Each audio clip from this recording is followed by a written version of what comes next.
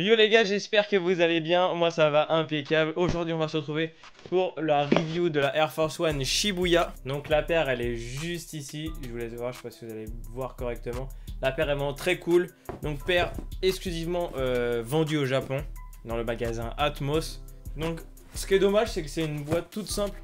Regardez, c'est une boîte de iPhone classique. Franchement je suis vraiment déçu de ouf. Après en plus c'est un petit coup de cutter, donc enfin bref, ça c'est un petit détail. Je suis un peu on va dire minutieux là-dessus. Donc où déjà et combien j'ai payé cette paire? Je l'ai acheté via Retro Shop Paris, donc un reseller français assez connu.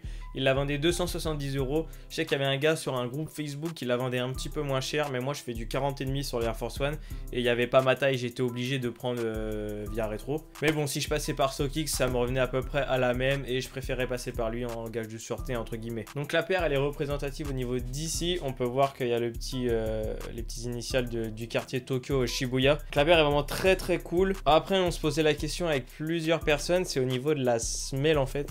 Je vais vous l'enlever. En fait la semelle elle est épaisse comme ça et en fait à l'intérieur on dirait qu'il n'y a plus de... Il n'y a plus de bulles d'air, il n'y a plus rien en fait. On touche directement au plastique, c'est très bizarre. J'avais jamais vu une semelle de Nike aussi épaisse. Donc voilà, je trouvais ça assez bizarre. En fait, limite, on dirait que la mortière est dans la semelle maintenant. Donc la paire, elle se caractérise par sa transparence au niveau de l'avant et un petit peu sur les côtés. La paire, elle est très rigide, rien qu'au niveau de la languette, on peut le ressentir. Dès que tu la portes, en fait, tu sens que c'est dur et ça peut être désagréable. Et aussi un autre bémol. Mais en fait, je sais pas si c'est un bémol, c'est vrai que j'en parlais avec des gens. En gros, si tu veux, comme c'est du plastique, tu transpires énormément dedans. Et quand tu transpires, ça fait de la buée, tu vois. Et du coup, ça fait un peu, entre guillemets, un esprit Halloween. Et ça peut être vite désagréable parce que bah, ça reste trempé à l'intérieur, tu vois. J'ai peur qu'après, dans cette paire, tu pues la mort, en fait. Mais en tout cas, même si je vais pas la porter beaucoup, je suis très content d'avoir cette paire en expo. C'est une paire très, très jolie. C'est vraiment les couleurs que je kiffe, noir, orange. Il y a pas mal de détails assez cool. C'est surtout ça, moi, que je kiffe. Donc sur l'autre pied, c'est exactement la même chose. On peut voir à l'avant qu'elle est transparente.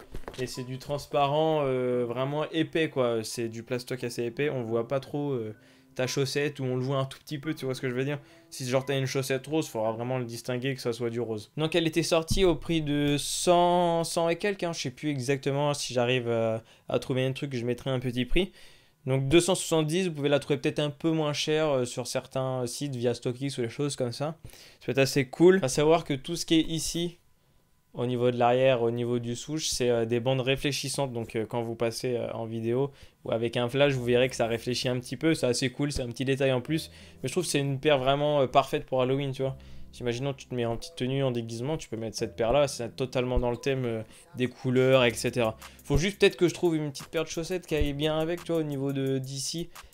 Genre une petite paire avec des citrouilles, tu vois, un petit bail comme ça. Si j'arrive à trouver, je vous mettrai une petite photo sur Instagram. Je vois pas mal de gens kiffer la paire. Vous étiez nombreux d'ailleurs à me demander sur Instagram où j'avais cop la paire, comment j'avais fait, etc. Bah c'est tout simple, hein. Comme je vous dis, il faut passer par des plateformes style StockX, des resellers, etc. Il y en a qui arrivent à avoir quelques paires. Bon, c'est vrai que ça reste assez cher pour une paire d'Air Force One toute simple. 270 euros, c'est vrai que c'est une somme et je les voulais vraiment. J'avais vraiment flashé sur le modèle. Elles sont vraiment trop cool. Mais de toute façon, je vous mettrai des petits plans de plus près. Comme ça, vous verrez correctement. Vous inquiétez pas. Après, on peut voir que là, vous avez des parties en vinyle au niveau d'ici qui sont assez cool.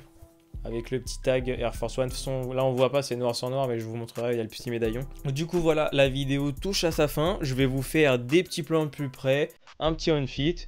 Et nous, on se dit à bientôt pour une prochaine vidéo.